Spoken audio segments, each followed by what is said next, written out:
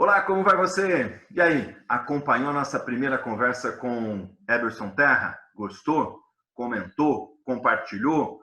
Eu brinquei com ele, eu falei, olha, eu gosto das cutucadas que você dá na questão dos líderes das empresas. Por quê? Porque eu acho que a gente precisa de pessoas que tenham coragem de falar algumas verdades. No LinkedIn tem vários colegas que sempre dão algumas alfinetadas. Tem muita gente que está no sofá de casa dizendo o seguinte, caramba, ele falou que eu gostaria de ter falado para o meu chefe.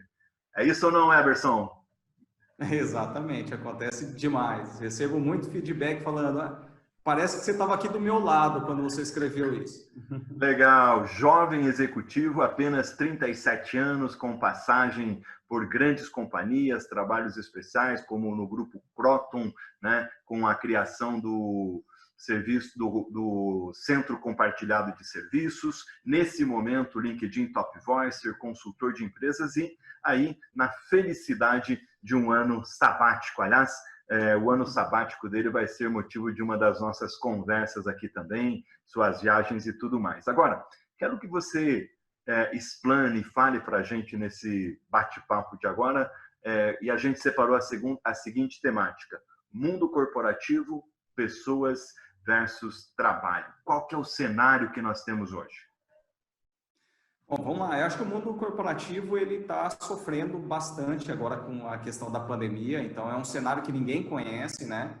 Tá todo mundo querendo se reinventar.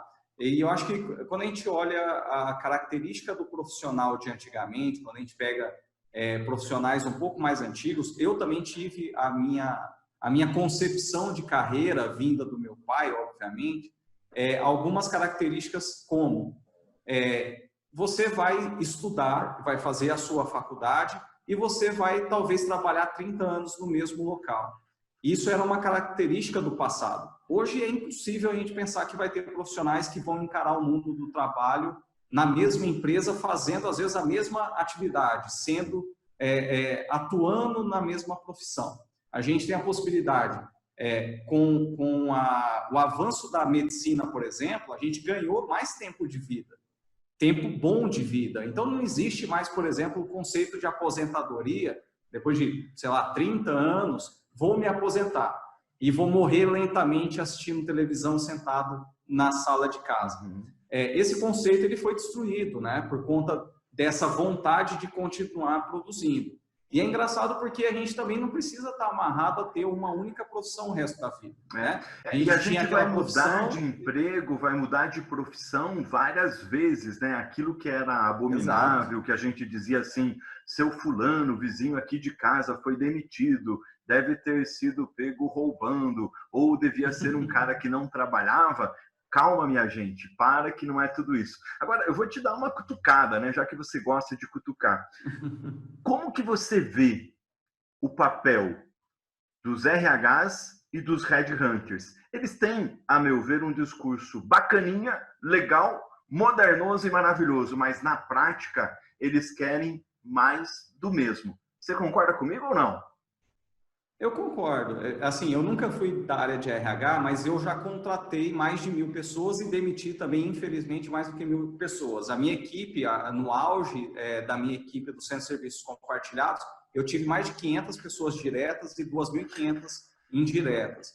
Então, o RH tem que ser parceiro de qualquer líder para ajudar, obviamente, a encontrar talentos e tudo mais. Mas o que eu vejo também no RH, que eu acho que é um ponto importante, é que muitas empresas ligam as metas do RH a cumprir prazos de recolocação. Não e aí tanto você a vira parte uma maquininha lá de ver papelada, rever currículo e tudo mais, né? Esses dias eu falei e fazer uma entrevista muito mecânica, sem se importar muito com quem está na sua frente. Por quê? Porque a meta é recolocar, é algo muito mecânico para uma área que deveria ser muito humana, que o nome já fala. E eu acho o seguinte, que o RH tem que assumir o papel estratégico, né? E vira e mexe alguns amigos meus, executivos, dizem assim, você fala demais, você cutuca demais e os headhunters vão ficar te olhando e não vão te chamar, e o pessoal de RH da mesma forma. Eu vou ser franco, direto e reto. eu gosto das áreas, respeito as áreas, mas algumas coisas eu acho que a gente tem que falar para que a gente cresça, né? Eu falei um dia para um amigo que eles procuram a Madre Teresa de Calcutá com o visual, a imagem da Gisele Bündchen, tá? Ou procuram aquela mosca branca com bundinha de vagalume com uma luz azul intermitente. Às vezes isso não é possível, é difícil, né? Porque às vezes quando o candidato oferta uma característica, eles dizem assim, não, mas a gente quer que fale Esperanto, né? E assim por diante. Mas eu não vou te apertar mais. Quero que você fale para mim assim, como que você tem sentido a força de trabalho brasileira? A gente tem se espertado, por quê? Porque ao mesmo tempo que a gente cutuca os líderes, os RHs, tem muita gente que eu digo assim, meu, TBC, né? Põe a coisa para rodar, porque o mundo corre e as coisas têm que acontecer, e a empresa precisa de resultado. Assim, já saiu muita pesquisa, eu acho que a mais recente é do ano passado, falando sobre o grau de produtividade do brasileiro em relação a outras culturas, né? Eu acho que é fundamental a gente olhar também por esse prisma de que o brasileiro produz menos. Só que tem tanta coisa que justifica talvez esse número, né? A educação, eu acho que é a base de tudo isso. Então, a gente não ter uma boa educação desde o início, né? Desde a educação básica, acaba formando talvez profissionais que não estejam tão preparados assim para entregar resultados de alta performance como em outros países. Esse é um ponto fundamental. Comprometimento, né? Eu sinto isso. Aí tem algumas questões que a gente pode entrar também, que eu acho que são características um pouco mais comportamentais. Não vou falar que é cultural, porque eu acho que a gente tem pessoas com várias características diferentes, mas tem um ponto também nessa parte comportamental de que as relações, talvez, no Brasil, se liguem muito a essa questão pessoal. E aí a gente talvez se frustra quando entra uma empresa com uma outra cultura, uma cultura americana, europeia, japonesa, em que dá a impressão que eles são muito secos, né? Os líderes são muito secos. Não, ele só quer saber sobre o resultado, ele quer objetivar a conversa. E a gente tem, talvez, algumas características comportamentais de tentar, no diálogo, trazer pontos pessoais. É uma característica nossa. Eu não sei se isso atrapalha efetivamente a produtividade. Isso pode até ser um ganho, né, de produtividade. Você falando sobre porque isso, cria a equipe coesa e por aí vai.